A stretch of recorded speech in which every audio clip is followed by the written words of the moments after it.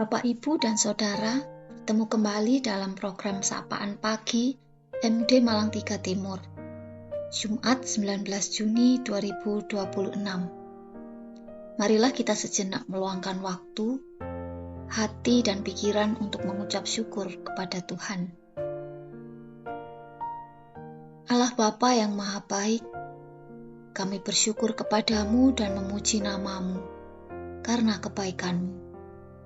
Engkau menyelesaikan segalanya bagi kami, walaupun kami sering hidup dalam kehendak kami sendiri dan melupakan jalan-Mu. Tetapi Engkau menolong dan mengangkat kami. Ampunilah kami ya Allah, kasihanilah kami. Terima kasih atas kasih setia dan pemeliharaan-Mu ya Tuhan. Biarlah segala makhluk di bumi dan di surga memuliakan Engkau. Amin. Bapak, Ibu, dan juga Saudara, bagai kapur di dalam tepung. Susah sekali membedakannya jika keduanya bercampur.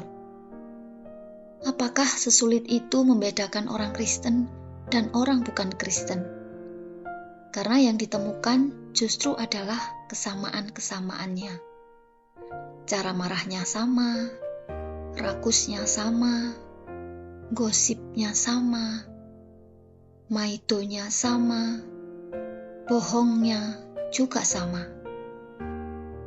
Maka tidak heran jika banyak orang menganggap bahwa kekristenan adalah sebuah identitas agama saja, sebuah jalan yang dapat dipilih di antara jalan-jalan lain yang semoga menuju kepada Tuhan.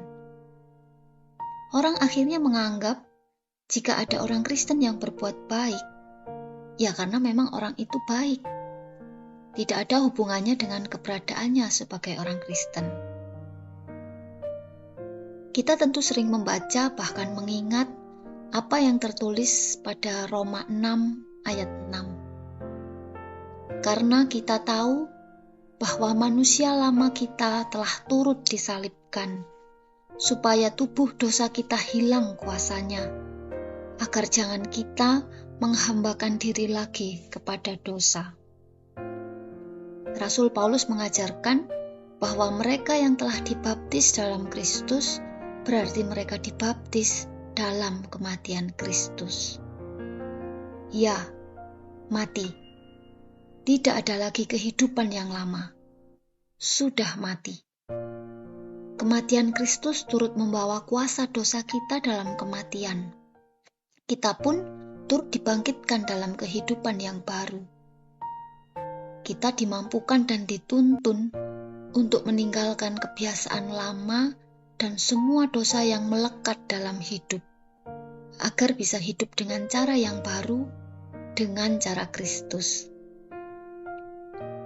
Dengan cara-cara Kristus, seorang suami dan istri hidup dalam kasih, saling mengampuni dan menaruh hormat. Dengan cara-cara Kristus, orang tua mendidik anak dengan tanggung jawab, tanpa memaksakan kehendaknya sendiri untuk kehidupan anak, tetapi mencari kehendak Tuhan. Dengan cara-cara Kristus, seorang pemimpin tidak melakukan cara-cara manipulatif, kasar, dan memperlakukan bawahannya dengan semena-mena. Dengan cara-cara Kristus, seorang pekerja atau karyawan tidak mencari prestasi atau selamatnya sendiri dengan mengabaikan orang lain dan kebenaran. Cara-cara Kristus adalah cara-cara yang benar, adil, murni, dan mengasihi. Adakah Kristus di dalam diri kita? Sudahkah kita bekerja keras untuk hidup lebih baik, meninggalkan kebiasaan-kebiasaan lama yang salah dengan mengganti kebiasaan yang baru, sehingga orang lain bisa menemukan Kristus dalam diri kita. Dan kehidupan sebagai pengikut Kristus bukan sekadar pilihan di antara banyak kemungkinan, tapi pilihan terbaik kita adalah taat kepada Allah melalui Yesus Kristus dan bersukacita oleh karenanya. Selamat menjalani hidup dengan cara-cara Kristus. Tuhan Yesus memberkati.